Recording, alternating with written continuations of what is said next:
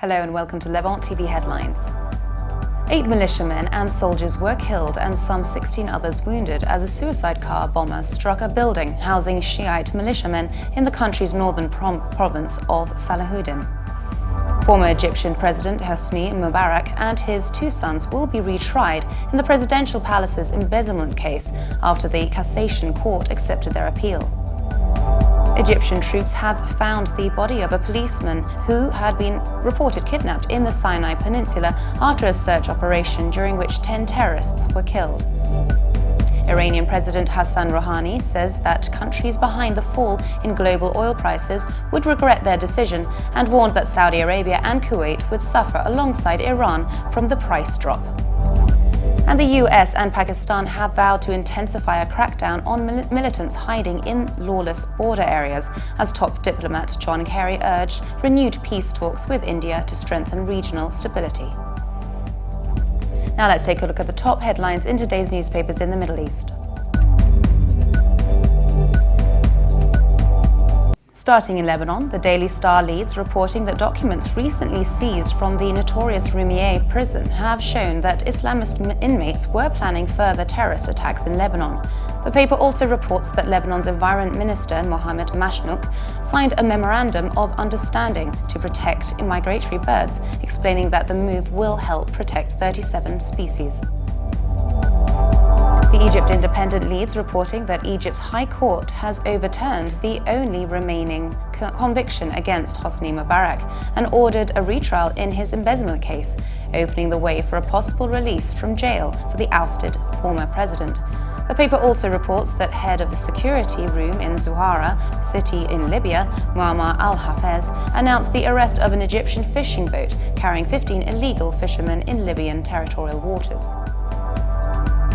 And UAE's Khalij Times reports that France has ordered 10,000 troops into these streets to protect sensitive sites after 3 days of bloodshed as it hunted for the accomplices of the militants who left 17 people dead as they terrorized the nation.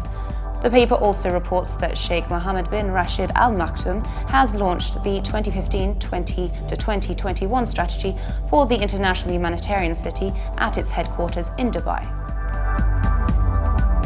Now let's take a look at the top Middle East headlines from the UK papers.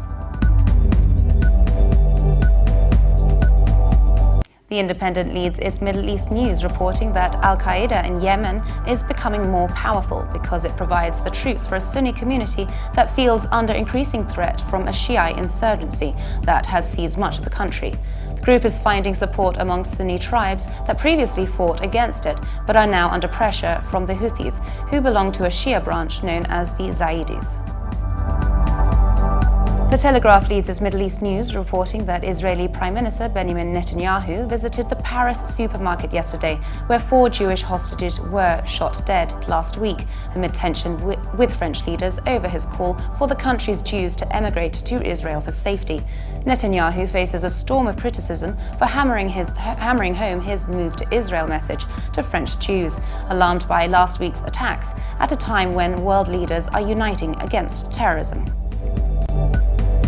The Guardian reports that Mahmoud Abbas, the Palestinian president, could have been forgiven for thinking he had walked onto the scene of a historical costume drama or far-fetched ballet as he arrived for talks in Ankara with the Turkish president Recep Tayyip Erdogan.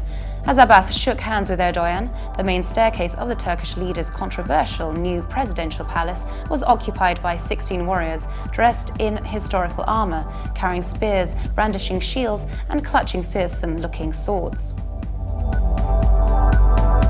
Now let's take a look at the top Middle East headlines in the international papers. From Germany, the Deutsche Welle reports that Kurdish Peshmerga fighters have called on Germany to provide more assistance in their fight against Islamic State forces in northern Iraq. So far, Germany has delivered equipment worth around 70 million euros to the Kurds, enough to supply 10,000 fighters, but the German defense minister appeared open to the possibility of sending more hardware to Kurdish fighters. And finally, China's Global Times reports that 8 militiamen and soldiers have been killed and some 16 others wounded as a suicide car bomber struck a building housing Shiite militiamen in Iraq's northern central province of Salahuddin. And for more updates, please visit Levant.tv.